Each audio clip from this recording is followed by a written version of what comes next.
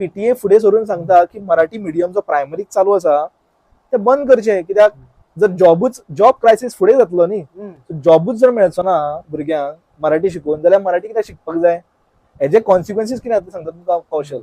हेजे कॉन्सिक्वन्सीस जातले भुरगे मराठी शिकचे ना, आनी जेन्ना मराठी शिकचे ना ऑटोमॅटीक संस्कार जावपाची भाशा मराठी म्हणटा आमी, आमचे संस्कार मराठीनूच जाल्या.